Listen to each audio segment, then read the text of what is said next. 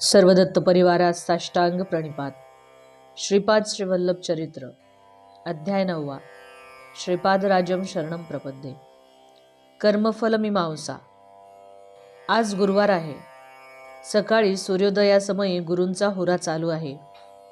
मी व तिरुमलदास एका खोलीमध्ये ध्यानस्थ बसलो होतो। सूर्याची कोवळी किरणे खोलीत डोकावत होती। काय आश्चर्य! त्या कोवळ्या सूर्यकिरणात श्रीपाद श्रीवल्लभांचे आम्हा दोघांस दर्शन झाले। सूर्यकिरणांच्या प्रवेशाने आम्ही भानावर आलो। परमपूजनीय अत्यंत मंगलप्रद असलेले 16 वर्षांचे श्रीपाद श्रीवल्लभांचे रूपदर्शन घडणे केवळ परमप्रभूंच्या अव्याज करुणेचे फळ होय। क्षणभर दर्शन देऊन ते रूप अंतर्धान पावले। श्रीपादप्रभूंना नैवेद्य म्हणून चणे ठेवले होते। सूर्यकिरणांच्या स्पर्शाने ते चणे लोहखंडात रूपांतर पावले। ह्याचे मला आश्चर्य वाटले व मन दुःखी पण झाले। प्रभूंचे दर्शन आणि चणे लोहखंडात रूपांतरित होणे हे काही विशेष सूचक आहे का, अशी माझ्या मनात शंका उद्भवली। श्री तिरुमलदासांनी पुढे सांगण्यास सुरुवात केली। बाबा रे शंकर भट्टा, आज दुपारी माझे आतिथ्य स्वीकारून तू कुरवपुरात जा, अशी दत्तप्रभूंची आज्ञा झाली। भर दुपारी प्रभू दत्त क्षेत्रात भिक्षा करीत असतात। हा काळ अतिशय शुभप्रद आहे। मी म्हणालो, स्वामी, रोज श्री दत्तप्रभूंचे स्मरण, दत्तकथा प्रसंग श्रवणाने काळ घालवित होतो। आज नैवेद्य म्हणून दाखवलेले चणे लोहखंड झाले याची मला खंत वाटते। माझ्या या संशयाचे निरसन करून मला कृतार्थ करावे ही प्रार्थना। श्री तिरुमलदास म्हणाले, बाबा रे, काही शताब्दीनंतर कली प्रबळ झाल्याने नास्तिकत्व वाढेल। नास्तिकत्वाचे निर्मूलन करून आस्तिकत्वाची स्थापना करण्यासाठी प्रभू चित्रविचित्र लीला दाखवून अनुग्रह करतील। भविष्यात धर्मसंस्थापनेसाठी सगळ्या कार्यक्रमात बीज रूपाने या श्रीपाद श्रीवल्लभांच्या अवतारात अनुग्रह करतील। खनिजांमध्ये चैतन्य निद्रावस्थेत असते। खनिज स्थितीत प्राण अंतर्लीन होऊन राहतो। खनिजामध्ये अनेक रासायनिक प्रक्रियांमुळे प्राणाची उत्पत्ती होते। प्राणामध्ये मन अंतर्लीन असते। प्राणरूपात चैतन्य अर्धनिद्रावस्थेत असते। हे तुला वृक्षामध्ये स्पष्ट दिसेल। मादक द्रव्याच्या सेवनाने मनुष्य त्याच्या देहात ह्या स्थितीचा अनुभव करतो। प्राणशक्ती रूपाने व्यक्त झालेले चैतन्य तत्व परिणामक्रमाने विकसित होऊन मनाच्या माध्यमाने कर्म करण्यास अभ्यस्त होते। ही स्थिती तुला पशुमध्ये आढळते। पशुचा पूर्ण विकास तोच मनुष्य म्हटला जातो। मनुष्यात मनःशक्ती पूर्णपणे कार्यरत असते, तर मनास अतीत असलेले अतिमानस एक आहे, ते अंतर्लीन स्थितीत असते। मानव योग साधनेने परिपूर्ण होतो। तो मूलाधारात सुप्त असलेल्या चैतन्यास सहस्रारात नेऊन सविकल्प निर्विकल्प समाधी स्थितीत प्राप्त करून घेतो। परमज्योती स्वरूप असलेल्या श्रीगुरूंशी तादात्म्य स्थितीचा अनुभव घेतो। त्या स्थितीमध्ये अनिर्वचनीय आनंदाचा अनुभव घेतो, तर त्याची वर्तणूक मात्र महासंकल्पास अनुसरून असते, म्हणून तो कर्मबंधनापासून अलिप्त असतो। त्या महासंकल्पाचे स्वरूप अचिंत्य अगम्य व कल्पनातीत असून महाप्रचंड वेगवान असते। अतिमानस हे केवळ श्रीप्रभूंचे आहे। प्रत्येक क्षणात कोट्यावधी प्रार्थना श्रीप्रभू स्वीकारतात। धर्मसंमत असलेल्या प्रार्थनेस तात्काळ प्रचिती देऊन दुःख निवारण करतात। धर्मबद्ध असलेल्या प्रत्येकाच्या मनात प्रत्येकाच्या इच्छा पूर्ण करतात। मानवाच्या मनाचा वेग कूर्मगतिवत असून श्रीप्रभूंच्या अतिमानसाचा वेग महाप्रचंड व कल्पनातीत आहे। महाप्रचंड वेग असलेल्या प्रकाशाचा वेग पण त्यांच्या अतिमानस वेगापुढे कमी पडेल। मानव किंवा कुठल्याही प्राण्याने केलेली लहानशी प्रार्थना प्रभूंच्या दिव्य तेजपुंजाद्वारे प्रभूस पोहोचते। समस्त दृश्यादृश्य शक्तींचा आधार प्रभूच आहेत।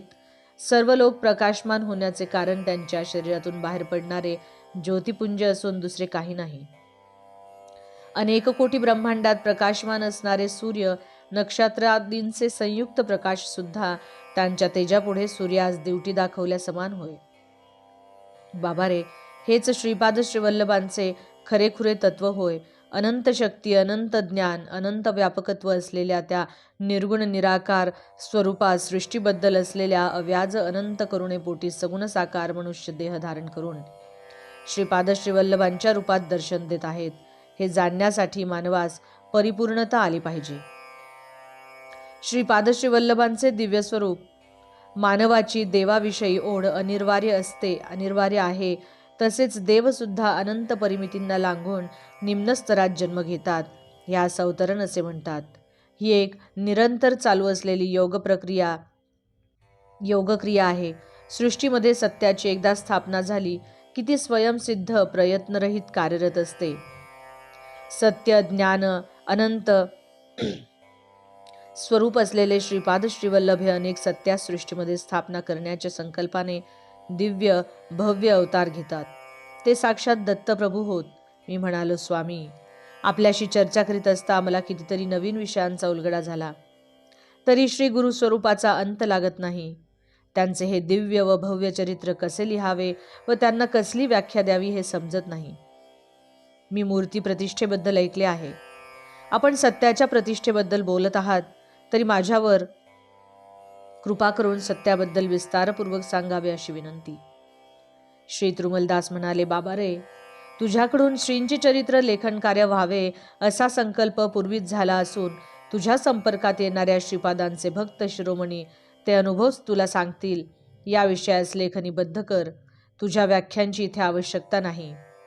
श्रींचे चरित्र स्वतः श्रीच तुझ्या लेखनीच्या माध्यमातून लिहून घेतील. ह्या उपर विचार करणे व्यर्थ आहे. मनुष्य नाना प्रकारचे अन्न सेवन करतो. सेवन केलेले अन्न आपोआप पचन होऊन शरीरास शक्ती प्रदान करते. या पाचन क्रियेमध्ये मनुष्याचा प्रयत्न नसून शरीराचे काम आहे. मनुष्याचे कर्तव्य केवळ अन्न संग्रह करून ग्रहण करणे एवढेच. भोजन केल्यावर अन्न पचवणे हे शरीराचे कर्तव्य होय. म्हणजे तुझे कर्तव्य अन्न मिळवणे असा विधीचा निर्णय आहे. भोजन केलेले अन्न पाचन करण्याचे कर्तव्य शरीराचे आहे. मनुष्यात मन असल्या कारणाने तो स्वेच्छेचा अनुभव घेतो, म्हणून खरे खोटे बरे वाईट दोन्ही घडण्याची शक्यता आहे. शरीरास ती स्वेच्छा नाही. जेवलेले अन्न पचन करून शरीरास शक्ती संपन्न करणे हेच शरीराचे कर्तव्य आहे असा विधीचा निर्णय आहे. मनुष्यास इच्छा असो किंवा नसो, त्याच्या प्रयत्नाशिवाय शरीर आपले कर्तव्य पार पाडत असते. शरीरासंबंधित सत्याची स्थापना झाल्या कारणाने विनासायास मनुष्याच्या संकल्पाचा प्रमेय नसून ते सतत चालू असते. प्रकृती म्हणजे सृष्टीमधील सगळ्या क्रिया प्रतिक्रिया या सत्याच्या आधाराने घडतात.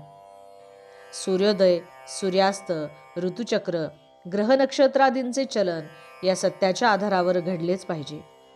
हे अनुल्लंघनीय शासन आहे. म्हणजे ह्याच्या विपरीत करण्याचे स्वातंत्र्य त्यांना नाही. सर्व व्यापकत्व असलेले प्रभू सृष्टीमधील प्राणीमात्रांविषयी करुणेमुळे सृष्टीविधान सुरळीत करतात. कृतयुगामध्ये संकल्प मात्रे सकल सिद्धी प्राप्त होतात, तर त्रेतायुगामध्ये यज्ञयागाने, द्वापार युगामध्ये मंत्र शस्त्रास्त्राने सकल सिद्धी प्राप्त होतात, तर कलियुगामध्ये प्रामुख्याने तंत्र प्रयोगाने कलियुगी यंत्राने सकल सिद्धी प्राप्त होतात. युगधर्मानुसरून व मानवाच्या शक्तियुक्तींचा स्तर या आधारावर सृष्टीविधानाच्या सरळीकरणाचा निर्णय होतो. 3 अहोरात्र निरंतर श्रीपाद श्रीवल्लभांचे स्मरण केल्याने त्यांचे ध्यान करणाऱ्यास श्रीपाद सशरीर दर्शन देऊन धन्य करतात. मानवाच्या पतनास लाख मार्ग असतील, तर देव त्यांच्या उद्धारासाठी 10 लाख मार्गांनी अनुग्रह करतो. श्री दत्तप्रभू त्यांचे अंशावतार सिद्ध योगी, अवधूत, महासिद्ध यांच्या करवी या सृष्टीचे पालन करीत असतात. पूर्वयुगातील श्री दत्त हेच श्रीपाद आहेत का अशी शंका तुझ्या मनात बीजरूपाने असल्या कारणाने श्रीपादांनी तुझ्या शंकेचे निवारण करण्यासाठी नैवेद्यास दाखवलेले चणे लोहखंडात रूपांतर केले. माता अनुसूयेने लोहखंडाचे खाण्यायोग्य चणे केले होते. मी प्रत्यक्ष दत्त आहे हे दर्शवण्यासाठी असे केले. तुझ्या कुंडलीत गुरु व्याधिस्थानात आहे. गुरुग्रहास चण्यांचा संबंध आहे. गुरुग्रहामुळे तुझ्यावर येणाऱ्या विपत्ती बीजरूपाने असून त्या अंकुरित न होण्यासाठी चण्यांचे लोहखंडात परिवर्तन करून तुझ्या निदर्शनास आणले. श्रीपादांच्या दिव्य मानस चक्षुंनी अवलोकन न केलेली कुठलीही वस्तू या सृष्टीत उत्पन्न होत नाही. तसेच त्यांच्या दिव्य सृष्टीस आल्याशिवाय कुठलाही प्राणी या सृष्टीत जन्म घेत नाही, हे परमसत्य आहे. सत्यवस्तू संबंधित ज्ञान सुप्रतिष्ठित असल्या कारणाने त्या ज्ञानाची प्राप्ती झालेले या लोकातून अंतर्धान झाले तरी नाश नाही. त्या ज्ञानास प्राप्त करण्यायोग्य मानव या सृष्टीमध्ये जन्म घेतल्यावर ते ज्ञान आपोआप त्यास होते. दैवशक्ती, चिरंजीव मुनी, अवतारी पुरुष हे सगळे अविनाशी तत्वाचेच अंश आहेत. मानव विनाशी तत्वाचे अंश आहेत. अविनाशी तत्वाचे ज्ञान, स्थिती, गती, शक्ती एका विशिष्ट प्रकारे असले पाहिजे असा नियम नाही. ते स्वेच्छा तत्व आहे, परिपूर्ण आहे. ते अत्यंत प्राचीन व नित्य नूतन आहे. कारण नसलेले कार्य होणे असंभव आहे. सर्व कारणास व सर्व कार्यास एकमेव असे तत्वज्ञ आधार आहे. ते अतीत व अगम्य आहे. त्यालाच दत्ततत्व असे म्हणतात.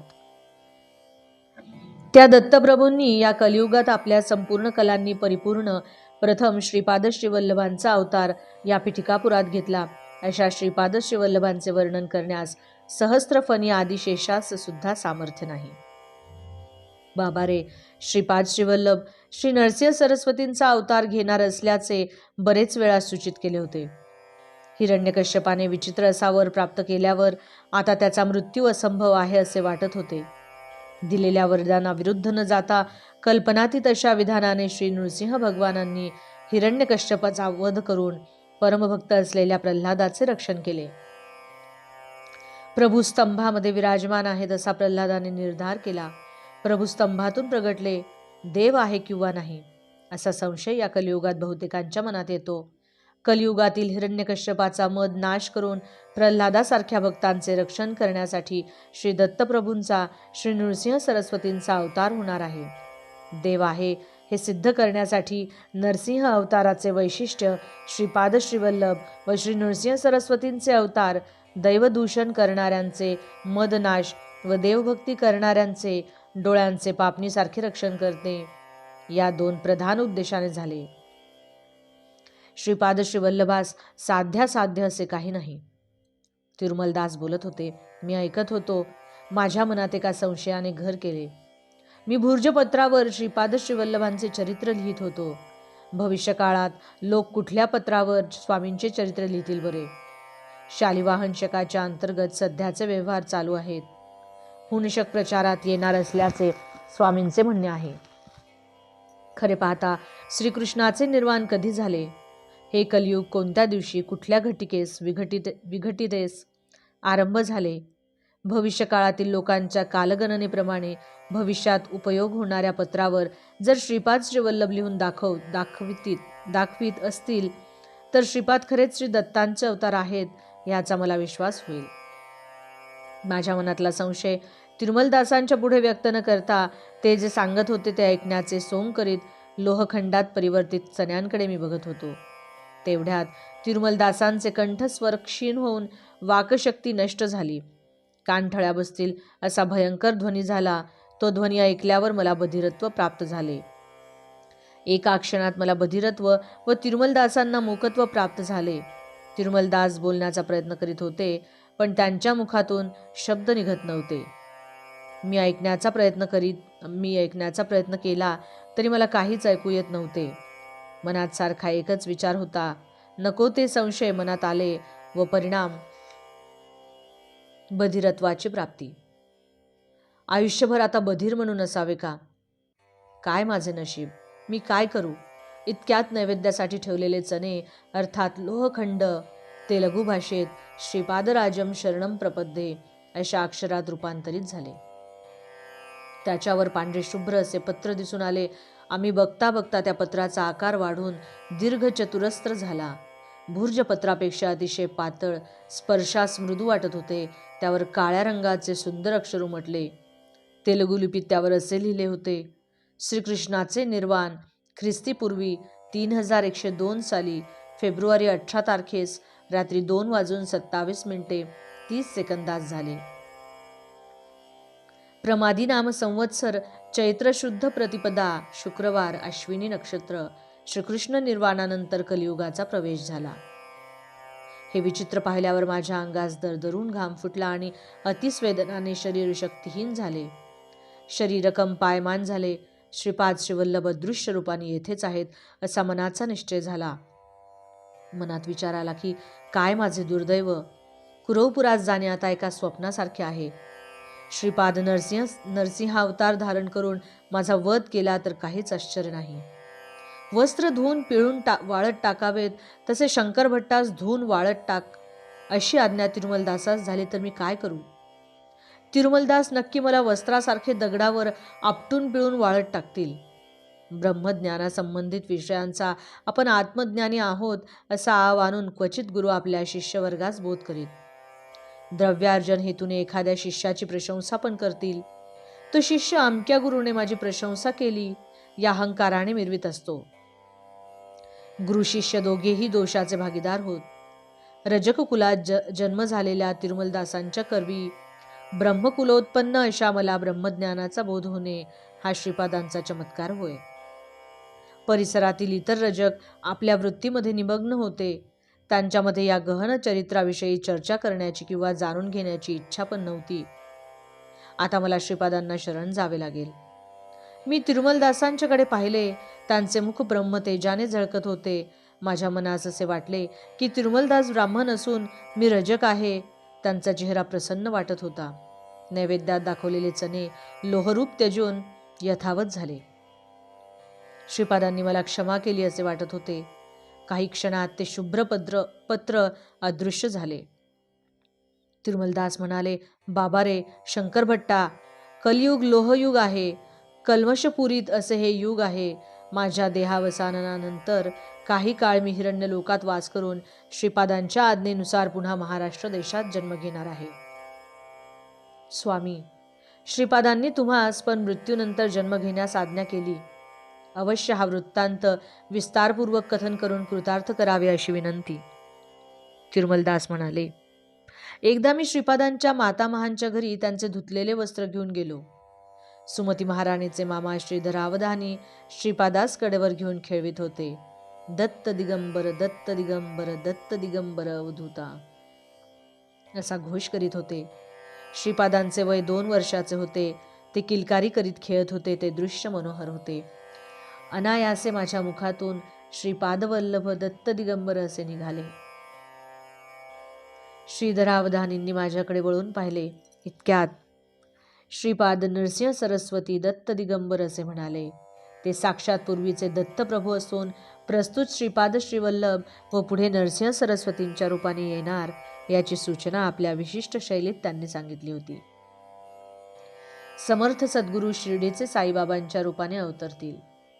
श्रीपाद म्हणाले, आजोबा, नृसिंह सरस्वतींचा अवतार महाराष्ट्र देशात घेण्याचा माझा संकल्प आहे. तिरुमलदासास सुद्धा महाराष्ट्र देशात येण्यास सांगत आहे. श्रीधरावधानी अवाक झाले. मी म्हणालो, कुठल्याही जन्मी कोणत्याही रूपात असताना सदैव माझे रक्षण करण्याचा भार तुमच्यावर आहे. मला तुमच्या बाळकृष्ण रूपावर अतिशय प्रीती आहे. श्रीपाद म्हणाले, तिरुमलदासा, तू महाराष्ट्र देशात गाडगे महाराज या नावाने रजकुकुलात जन्म घेशील. दीन दलित व दुःखी जनांच्या सेवेत पुनीत होशील. दिशिला नगरीत साईबाबा या नावाने यवनवेशात माझा समर्थ सद्गुरू रूपात अवतार होईल. तुला यवनवेशात समर्थ सद्गुरू असलेल्या माझ्याकडून अवश्य अनुग्रहाची प्राप्ती होईल. तुला बाळकृष्ण रूपावर प्रीती असल्या कारणाने गोपाला गोपाला देवकी नंदन गोपाला या नाममंत्राचा जप करशील. या शरीराच्या पतनानंतर क्वचित काळ हिरण्यलोकी राहून तदनंतर गाडगे महाराज होऊन लोकहित करशील. हे तुला माझे वरदान व अभयदान. श्रीधरावधानी या सगळ्या संदर्भात मायेच्या आवरणात होते. त्यांना काही कळले नाही. सुमती महाराणीच्या हाकेसरशी त्यांच्यावर असलेले मायेचे आवरण दूर झाले. श्रीपाद सामान्य बालक आहेत अशी त्यांची धारणा झाली. मी म्हणालो, स्वामी, श्रीकृष्णाने भगवद्गीतेत सांगितले होते की कर्माचे फल अनिवार्य आहे. तर श्रीपाद या नियमांचे उल्लंघन न करता कर्मनाश कसे बरे करतील? सद्गुरू सत्पुरुषास योगियास दिलेल्या दानाचे फळ. तिरुमलदास म्हणाले, श्रीकृष्णाने कर्माचे फळ भोगल्याशिवाय चुकत नाही असे म्हटले खरे, पण ते कर्मफल जागृतावस्थेत भोगावे असे म्हटले नाही. ते स्वप्नावस्थेत सुद्धा भोगू शकता. स्थूल शरीराने 10 वर्ष भोगावयाचे कर्म मानसिक त्रासामुळे, स्वप्नामधील मानसिक व्यथेमुळे काही घटिकेतून भोगून कर्मरहित्य प्राप्त करू शकतो. सत्पुरुषास योग्यास दानधर्म केल्याने दैवी कृपेमुळे पापकर्माचा क्षय होतो. देवतामूर्ती पुण्यस्वरूप असून त्यांच्या ठाई करुणा असल्या कारणाने आपले पापकर्मफल त्यांच्यावर ओढून घेतात व त्यांचे पुण्य आपणास देतात. पुण्यपुरुषास केलेल्या दानधर्मामुळे किंवा त्यांची सेवा केल्याने पण अशी अदलाबदली होते. समर्थ सद्गुरूंचे ध्यान केल्याने ध्यानाच्या माध्यमातून अदलाबदली होते. सद्गुरू त्यांच्या शिष्यांकरवी सेवा करून सेवेच्या माध्यमाने शिष्याचे पापकर्म आपल्यावर ओढून घेतात व आपले तपफल शिष्यामध्ये संक्रमित करतात, परंतु पापकर्माचे फळ भोगल्याशिवाय चुकत नाही. देव, सत्पुरुष, सद्गुरू, अवतार पुरुष महातेजोमय असून अग्निस्वरूप असतात. त्यांनी स्वीकार केलेल्या पापकर्मास दग्ध करण्याची शक्ती त्यांच्यामध्ये असते. त्यांना आपण अर्पण केलेल्या पत्र, फल, पुष्पादींच्या माध्यमाने सुद्धा पापपुण्याची अदलाबदली घडत असते. आपली आर्तता, भक्ती, शरणागती जेवढी तीव्र असते तेवढ्याच तीव्र गतीने ही अदलाबदली घडत असते.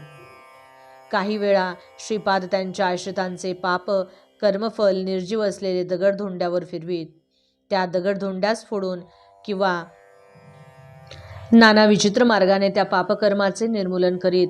यास अनुसरून एक दृष्टांत सांगतो लक्षपूर्वक ऐक.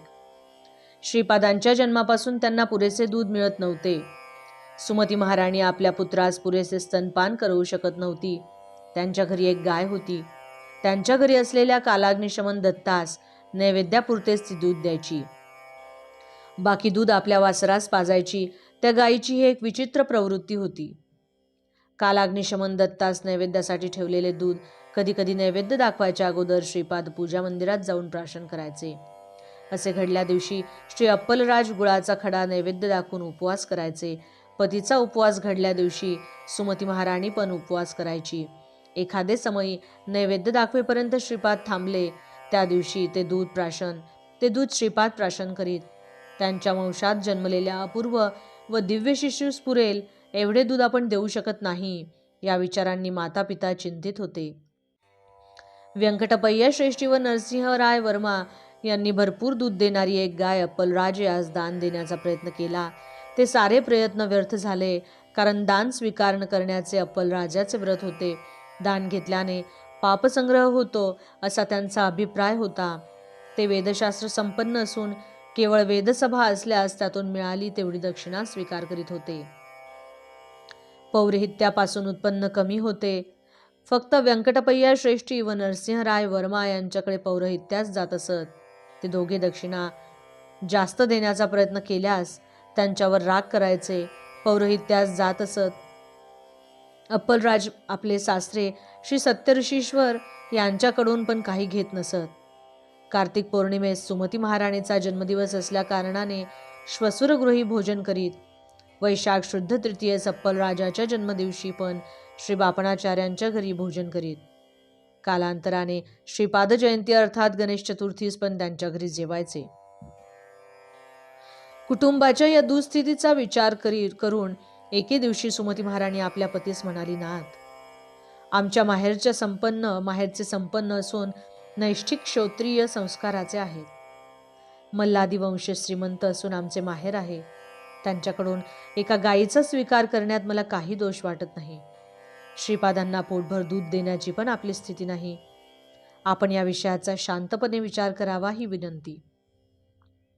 अप्पलराज म्हणाले, सौभाग्यवती, तुझे म्हणणे बरोबर आहे. सत्यऋषीश्वर पापरहित असून त्यांच्याकडून गाय घेतल्याने दोष घडत नाही. पण या विषयात शास्त्रसंमती असणे आवश्यक आहे. श्रीपादांच्या जन्मापूर्वीपासून आजपर्यंत आश्चर्यकारक घटना घडत आल्या. श्रीपाद दत्ताचे नवावतार असल्यास आपल्या घरी असलेल्या गायीने भरपूर दूध दिले असते नाही का? किंवा तुझ्या स्तन्यक्षीराची समृद्धी झाली नसती का? बरे, मोठा मुलगा श्रीधरराज शर्मा आंधळा आणि लहान मुलगा रामराज शर्मा पंगू आहेत. श्रीपाद त्यांचे अंगवैकल्य नाहीसे करून त्यांना विमुक्त करू शकतात ना? तू या विषयाबाबतीत तुझ्या वडिलांशी चर्चा कर. येऊन जाऊन माझ्या नियमांच्या उल्लंघनाची पाळी माझ्यावर आणता हे उचित नव्हे. सुमती महाराणीने या विषयाचे निवेदन आपल्या वडिलांसमोर केले. बापनार्य मंदहास्य करीत म्हणाले, अम्मनी, हे सगळे श्रीपादांचे लीलाविलास आहेत. श्रीपाद समस्यांचे परिष्कार करण्यातच नसून समस्या उत्पन्न करण्यात पण पटाईत आहेत. श्रीपाद दत्त असल्याचे योगदृष्टीने मी जाणले आहे. आपल्या घरी गोसमृद्धी आहे. गाय देण्यास केवळ माझी संमती नसून महानंदप्रद पण आहे. दत्तप्रभूस गोक्षीर अत्यंत प्रीतिकर आहे. तुझ्या पतीच्या म्हणण्याप्रमाणे शास्त्रसंमती आवश्यक आहे. अहो, काय विधी वैपरीत्य आहे. श्वसुराकडून संपत्ती लुबाडण्यासाठी नाना परीचे प्रयत्न करणाऱ्या जामातांची या जगामध्ये कमी नाही, पण माझा जामात अग्निहोत्रा आहे. त्यांचे नियमभंग करण्यास प्रयत्न करणारे आपण वेडे ठरतो. सृष्टीतील पंचमहाभूतांनी स्पष्ट रीतीने आमोदन केल्याशिवाय तुझा पती गोदान स्वीकारणार नाही. श्रीपाद त्यांच्या ज्येष्ठ बंधूंना अंगवैकल्यापासून विमुक्त केल्यास तुमच्या कुटुंबाशी असलेले त्यांचे ऋणानुबंध संपतील. ऋणविमुक्त झालेले दत्त तुमच्या घरी पुत्राप्रमाणे राहू शकत नाहीत. जगद्गुरू होऊन लोकोद्धारासाठी घर सोडून जाईल म्हणून चुकून सुद्धा त्यांचे अंगवैकल्य दूर करण्याची इच्छा श्रीपादांसमोर दर्शवू नको. सगळे कालाधीन आहे. काळ श्रीपादांच्या अधीन आहे. श्रीपादांनी संकल्प केला तर तुझ्यात क्षीरसमृद्धी होईल, परंतु श्रीपादांचे तुझ्याशी असलेले ऋणानुबंध संपतील. ऋणानुबंधातून विमुक्त झालेले श्रीपाद आपल्या कुटुंबास सीमित नसून विश्वगुरुत्वाचे कर्तव्य पालनासाठी आपले घर सोडून निघून जातील. श्रीपादांचा संकल्प झाल्याने घरातील गाय तिची विचित्र प्रवृत्ती सोडून पुष्कळ दूध देईल. मग ही समस्या राहणार नाही. म्हणून तू थोडा काळ धीर धर. दत्तांनी उत्पन्न केलेल्या समस्येचा परिष्कार दत्तच करतील. मी म्हणालो, स्वामी, श्रीपादांच्या बंधू संग वैकल्य येण्याचे कारण काय? वंश परंपरेने आलेले कर्मदोष आहे का? तिरुमलदास म्हणाले, श्री दत्तांचा अवतार सायं संधे समय झाला. श्रीपादांचा उषक काली झाला. पुढे होणाऱ्या नृसिंह सरस्वतींचा अवतार भर दुपारी अभिजित लग्नावर होणार आहे. दत्तांची लीला अगाध आहे. सायं संध्येनंतर तिमिराचे आवरण येते. जीवन निद्रावस्थेत असते. म्हणून दत्त अवतारात योग साधनेच्या परिणामक्रमानुसार समस्त जीवांचे भारवहन करून जीवास सुखनिद्रा दिली. कोठे जावे, काय करावे, परिणामस्वरूप कोणत्या दिशेस जावे, या उद्विग्न मनस्थितीत जीव असतो. हाच गाढ अंधकार आहे. जीवास नकळत परिणाम सिद्धी प्राप्त करून देणे दत्तावताराचे वैशिष्ट्य.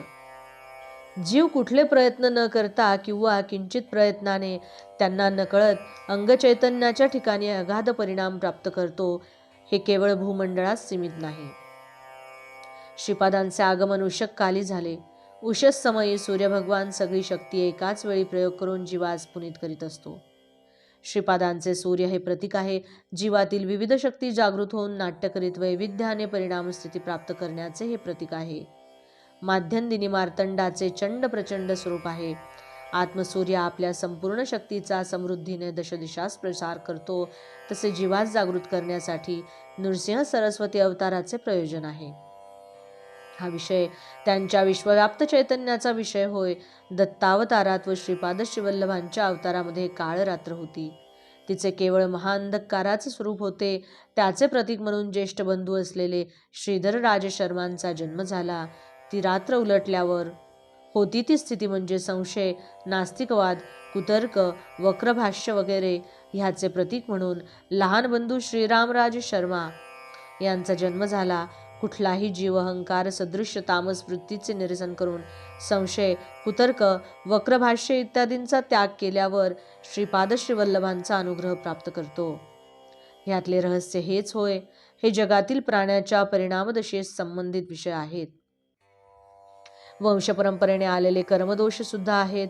श्री अप्पलराज शर्मा वेलनाडू मंडलातील वैदिक ब्राह्मण होते, तरी त्यांच्या कुटुंबास ग्रामाधिपत्य होते. श्रीपादांचे पितामह आईनविल्ली या ग्रामाचे अधिकारी होते. त्यांच्या कुटुंबात ज्येष्ठ पुत्रास अधिकार देण्याची परंपरा होती. श्रीपादांच्या पितामहाचे नाव श्रीधर राज शर्मा होते. ग्रामाधिकार असलेल्या ब्राह्मणामध्ये आपल्या नावास राज या शब्दास जोडण्याची प्रथा होती व ब्राह्मण असल्याचे सुचविण्यासाठी शर्मा या शब्दास जोडत. ग्रामात पीक पिकले किंवा पिकले नाही तरी कराच्या रकमेची भरपाई जमीनदारांना करणे अनिवार्य होते. ग्रामाधिकाऱ्यांवर कर वसूल करून देण्याची जबाबदारी होती. श्रीधर रामराज शर्मांना त्यांच्या आवडीनिवडीस बाजूस सारून जमीनदारांच्या आज्ञेनुसार वेळप्रसंगी हिंसेच्या प्रयोगाने करवसुली करावी लागे, हे त्यांचे ग्रामाधिकार या नात्याने कर्तव्यधर्म होते. पण दैवाच्या दृष्टीने हे पापकार्य होते. अप्पलराजांच्या ज्येष्ठ भ्रात्यास ग्रामाधिपत्य प्राप्त झाले. पितामहांच्या पापकर्मामुळे मोठा असलेला श्रीधरराज शर्मा व धाकटा श्रीरामराज शर्मा या उभयंतास अंगवैकल्य प्राप्त झाले. श्रीपाद श्रीवल्लभ साक्षात श्री दत्तावतार असले तरी पितामहांच्या स्वल्प पापकर्माचा प्रभाव त्यांना पण अनुभवावा लागेल म्हणून त्यांना दुधाची समस्या उद्भवली. विश्वप्रभूंनी रचलेला नियम सर्वांस लागू होतो. स्वतः अवतरित होऊन कर्मफल त्यांनी पण भोगून आपले मार्गदर्शन केले. श्री व्यंकटपय्या श्रेष्ठी व श्री वत्सवाई नरसिंहवर्मा श्रीपादास आपल्या पौत्राप्रमाणे मानेत. म्हणून श्रीपादांच्या दुधाची समस्या दूर करण्याचा बराच विचार केला. श्रीवर्मा श्रेष्ठीस बोलावून म्हणाले की या समस्येचा परिष्कार तुम्ही करावा. श्री नरसिंहवर्मांच्या येथे गायत्री या नावाने प्रसिद्ध अशा गायीची संतती होती. त्यातील सर्व शुभ लक्षण असलेल्या एका गायीस श्रेष्ठींनी वर्मांकडून क्रय केले. विक्रय केलेल्या धनास वर्मांनी आपल्याजवळ जपून ठेवले. पौरोहित्याच्या निमित्ताने अप्पलराज वर्मांच्या घरी आले. गो विक्रय करून आलेले धन वर्मांनी अप्पलराजांना दक्षिणा म्हणून दिली. साधारणपणे पौरोहित्यानिमित्त मिळणाऱ्या दक्षिणेपेक्षा हे अधिक होते. अप्पलराज शर्मा यांनी धर्माप्रमाणे जेवढे द्रव्य दक्षिणा म्हणून घ्यायचे होते तेवढेच घेऊन उरलेल्या धनाचा अस्वीकार केला. वर्म्यांनी पण दिलेली दक्षिणा परत घेण्यास नकार दिला. सुक्षत्रिय वंशात माझा जन्म झालेला असून दान दिलेले द्रव्य परत घेऊ शकत नाही असे म्हणाले. हा विवाद श्री बापनाचार्यांपर्यंत पोहोचला. ब्राह्मण परिषद बोलावण्यात आली. परिषदेत श्री बापणाऱ्यांनी घोषणा केली की अप्पलराज शर्मांनी अस्वीकार केलेले हे धन ज्यांना घ्यावयाचे असेल त्यांनी घ्यावे. अनेक ब्राह्मण ते धन आपणास मिळावे या हेतूने त्यांच्यात चढाओढ सुरू झाली. हे सगळेच बघण्यास विचित्र वाटत होते. तेवढ्यात तरुण असलेला पापय्या शास्त्री या नावाचा ब्राह्मण म्हणाला, श्रीपाद दैवांशासंभूत अवतारी पुरुष नाही. देव असल्यास अशी विचित्र परिस्थिती कशी काय झाली? श्री दत्तच असल्यास त्यांच्या दोघा भावांचे अंगवैकल्यापासून रक्षण का बरे केले नाही? ज्या काही घटना घडल्या त्या केवळ कल्पना आहेत. तिळाचे पर्वत करून सांगणे महापाप आहे. मी दत्तभक्त आहे. श्वेतार्क रक्षा पण गुरूंकडून प्राप्त करून घेतली आहे. दररोज कितीतरी जप करतो. मी कुठलेही दान घेतल्याने मालिन्य येत नाही. योग्य असलेल्या अशा मला हे धन द्यावे. ब्राह्मण परिषदेने पापय्या शास्त्रीस ते धन द्यावयाचा निर्णय केला. ते धन एका चांगल्या गायीस विकत घेण्यास पुरेसे होते. सभा समाप्त झाल्यावर विजय गर्वाने पापय्या शास्त्री घरी गेला. तिथे त्याचे मामा आले होते. कुशल प्रश्न इष्ट गोष्टी झाल्या. भोजन करून जाण्यास पापय्या शास्त्रींनी त्यांना विचारले. पर्यायाने वर्षातून एकदा भोजन करतो. सध्या भाच्याकडे जेवण करणे जमणार नाही असे सांगून घाईघाईने तिथून निघून गेले. मामा निघून गेल्यावर पापय्या शास्त्री विचार करीत बसले होते. त्यांची पत्नी जवळ येऊन म्हणाली, स्वामी, आता आलेले तुमचे मामा हुबेहूब गेल्या वर्षी वारलेल्या मामांसारखे दिसतात नाही का? पापय्या शास्त्री हादरून उठले. त्यांना एकच मामा होते, ते पण गतवर्षी निधन पावले. आता आलेले हे मामा कोण? माझी बुद्धी केवढ्या भ्रमात फसली. मामाच्या नात्यासारखी इतर काही नाते असली तरी 100% या मामासारखे दिसणारे कोणी नव्हते. मृत झालेल्या मामांचा प्रेतात्मा तर नाही ना मी पाहिला. त्यांच्या हृदयाचे ठोके वाढत चालले. भूत प्रेत पिशाच्यांच्या मंत्रतंत्राविषयी त्याला काही ज्ञान नव्हते. त्यांचे उपास्य दैवत असलेल्या दत्तांच्या अनुग्रहाचे पतन तर होत नाही ना. येणारा पुढचा काळ कष्टदायक तर नाही ना. मामांनी जाता जाता शीघ्र आपण भेटू याची अपेक्षा करतो असे म्हटलेले वाक्य सतत त्यांच्या मनास भेडसावू लागले. लवकरच आपण मरण पावून परलोकात आपल्या मामास भेटणार का या विचारांनी त्यांचे मन जड झाले. ओम द्राम दत्तात्रेयाय नमः मंत्राचा जप त्याने सुरू केला. त्या दिवशी मंत्र जप करणे सुद्धा एकाग्र चित्ताने होत नव्हते. श्री कुकुटेश्वराच्या मंदिरात स्वयंभू दत्तात्रेयांचे दर्शन घेण्यास गेला. दत्तमूर्तीचे ध्यान करण्यास बसल्यावर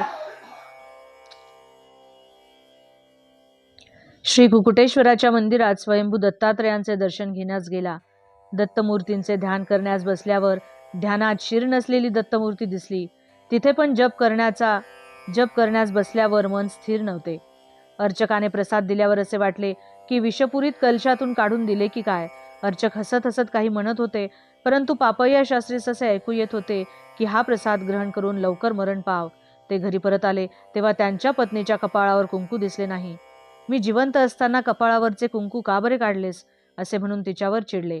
रुपया एवढे कुंकू कपाळावर मिरवीत असता पापय्या शास्त्रीचे चिडणे तिला थोडे विचित्रच वाटले. पापय्यास वेड लागले असे म्हणून पिठापुरीत अफवा उठली. किंवदंती अफवा याचे प्रमाण पिठापुरात जास्त होते. पापय्यास मानसिक व भूतचिकित्सा सुरू झाली.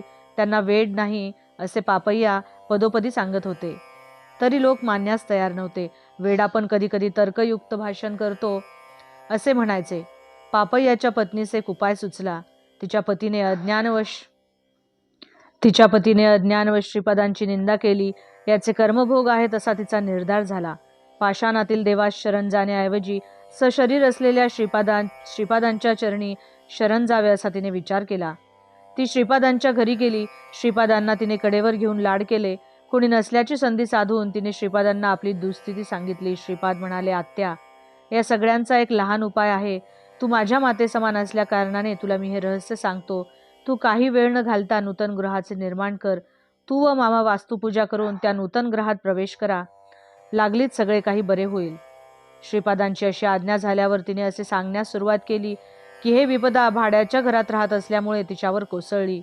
म्हणून शीघ्रातिशीघ्र स्वतःचे घर बांधायचे असे तिने आपल्या बांधवास पटवून दिले. मग काय विचारता. कोणी एकाने पापय्याचे एक जीर्ण झालेले घर भूदान म्हणून दिले. लागलीच घरातील सगळी संपत्ती, धन इत्यादींचा विक्रय करून जीर्ण घरास पाडून नूतन गृहनिर्माण कार्य सुरू झाले. गृहनिर्माणासाठी ऋण सुद्धा घ्यावे लागले. पर्वतशिला आणून त्याची शकले करून गृहनिर्माणात वापरण्यात आली. नूतन गृहप्रवेश केल्यावर पापय्या शास्त्री स्वस्थ झाले. बाबा रे, शंकरभट्टा, पापय्याची मृत्यूदशा चालू होती. त्याचे अपमृत्यूच्या संकटापासून श्रीपादांनी रक्षण केले. त्याला मानसिक त्रास, अपमान, धनव्यय इत्यादी कष्ट देऊन कर्मध्वंस केला. तेवढेच नव्हे, पापय्याच्या पापकर्माचे शिलांमध्ये आकर्षित करून त्या शिलांची शकले करून पापकर्माचा नाश केला. कर्मध्वंस करण्यास सिद्ध, अवधूत, विविध व चित्रविचित्र मार्गांचे अवलंबन करतात. स्वस्थ झालेल्या पापय्या शास्त्री श्रीपाद म्हणाले, तू केवढा बुद्धिहीन आहेस.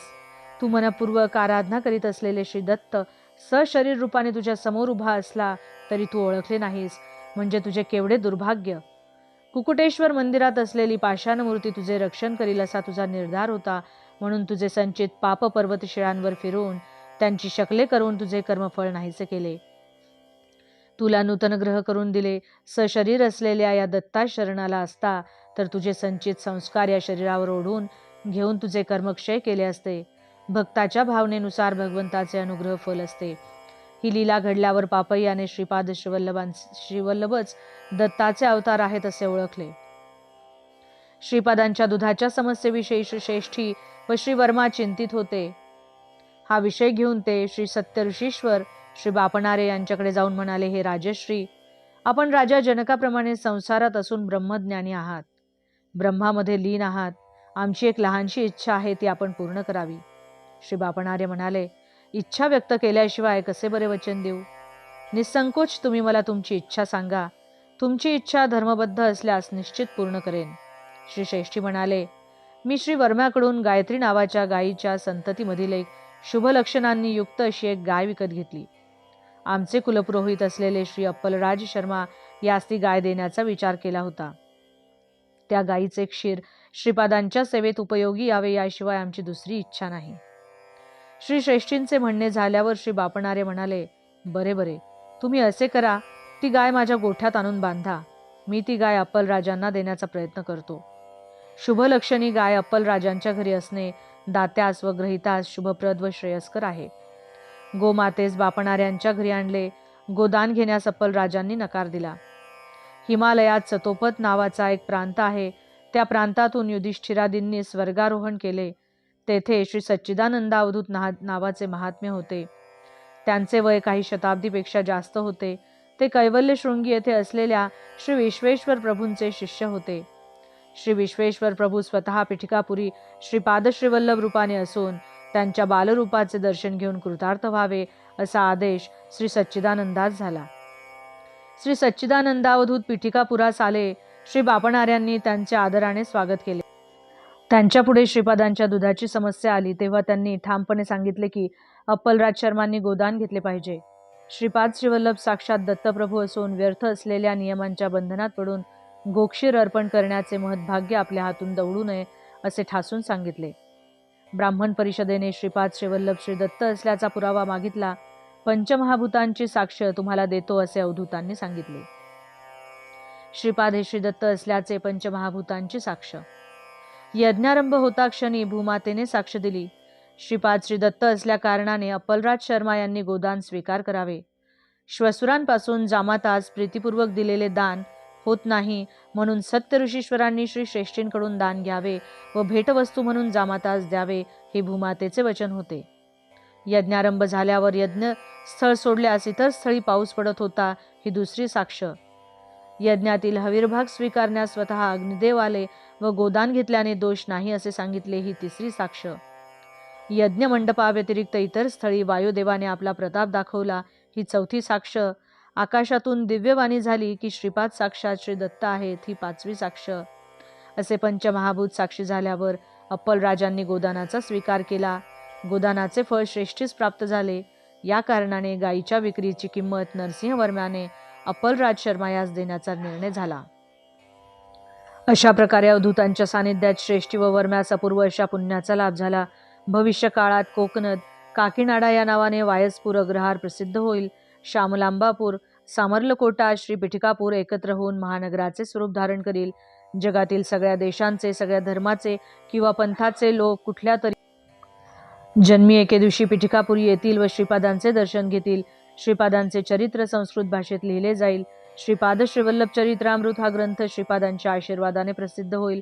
भुर्जपत्रात लिहिलेले ग्रंथ श्रीपादांच्या संकल्पाने अदृश्य रूपाने श्रीपादांच्या जन्मस्थानी 7 मनुष्यांच्या उंची इतके खोल निक्षिप्त राहतील. त्यांच्या जन्मस्थानी श्रीपादुकांची स्थापना व मंदिराचे निर्माण होईल. श्रीपादास गोदान केलेले महापुण्यशाली व्यंकटपय्या श्रेष्ठी खरोखर धन्य आहेत. त्यांच्या कुटुंबात धनधान्याची समृद्धी असेल. ते हिरण्य लोकात थोडा काळ राहून पुन्हा महाराष्ट्र देशात ऐश्वर्यवंत वैश्यकुळात जन्म घेऊन श्री नृसिंह सरस्वती अवताराचे सुद्धा दर्शन घेतील. बाबा रे शंकर भट्टा, हे गोदान अत्याधिक विशेष शुभप्रद आहे. तू कुरवपूर प्रयाणाची तयारी कर. श्रीपाद श्रीवल्लभ सदैव तुझे रक्षण करतील. श्रीपाद श्रीवल्लभांचा जय जयकार असो. अवधूत चिंतन श्री गुरुदेव दत्त.